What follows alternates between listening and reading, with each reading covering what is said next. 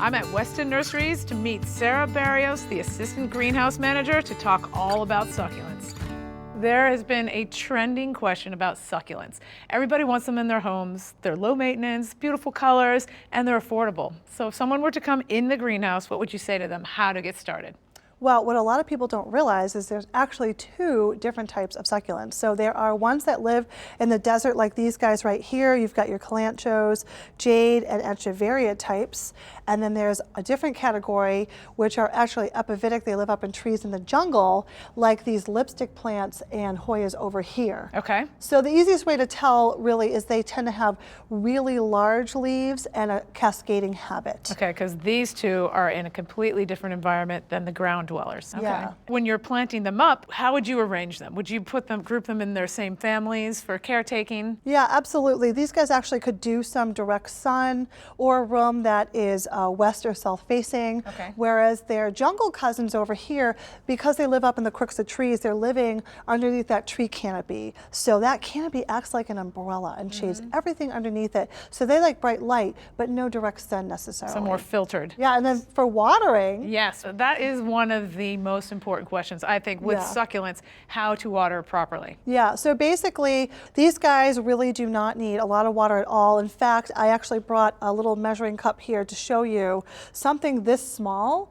This is actually a little donkey's tail. Only needs about an ounce of water every 2 weeks. So I just like to show people how much an ounce of water looks like. That is incredible. I know, it doesn't really small need, amount. and then when you water it, it goes out the bottom too. It's not like it's sitting there in the water. It needs to drain out, right? Right, and then not only do they want to dry out, but they want to stay dry for a period of time.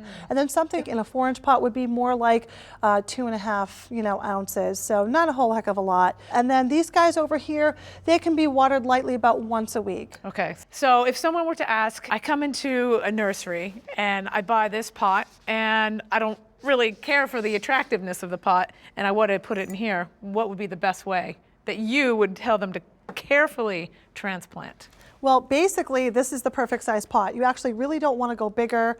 Succulents have very small root systems. So I'm going to actually take this out and show you just how small the root system is on that. You can hardly even see it. Wow. If we were unpotting a philodendron, you'd see a nice established root system. And that's why this size pot going into the same size is going to be perfect. So basically what I like to do is just put a little piece of broken pottery shard, stone, something. You can see this has a drainage hole, which is perfect. Okay. And I'm going to just partially obstruct it so that the loose soil that I put in, this is a special cactus soil, so it's better draining, tends to have a lot of sand in it, and perlite and some bark in there.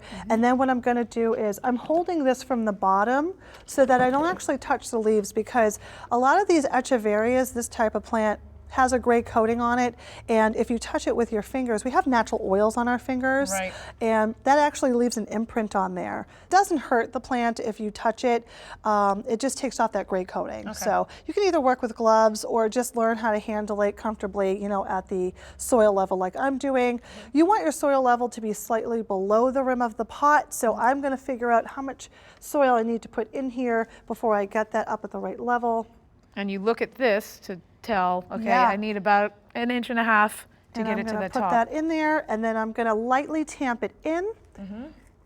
And then again, have your soil level just It's a about. perfect fit. Yeah, it is. And this is exactly what they want and like, and then Right. that prevents accidental overwatering for that one. I mean, that is amazing. Look at the difference. You just dress that up. Yeah. The perfect windowsill material right there. Yep. And then for something like over here, basically it's the same principle where you're putting them in and having your soil level, just slightly below the rim of the pot. And then what we're doing is we're top dressing with things like buckwheat hulls. I've got some reindeer moss, a piece of driftwood, and I've got some crystals in there. And then for something this big that has 5 succulents in it, I've got about 1.5 cups of water. Okay. And I just like to show people again, this is only how much you need to do once every couple of weeks. I'm just putting it right around each individual plant. These root systems are not going to really grow that big or beyond where they are. They'll stay underneath the plants. Okay. And that's pretty much it. And that's pretty simple Yeah. once they're successfully in the pots. I mean, if you're afraid to do it, start with a small pot, but essentially you're just doing the same thing in here, right? With 5 different plants, and then I love everything that you dressed it up with, so I think these are all fantastic tips. Don't be afraid, don't overwater, and enjoy. Yeah, absolutely. All right, well, thank you so much. Thanks for watching. This Old House has got a video for just about every home improvement project, so be sure to check out the others. And if you like what you see, click on the subscribe button to make sure that you get our newest videos right in your feed.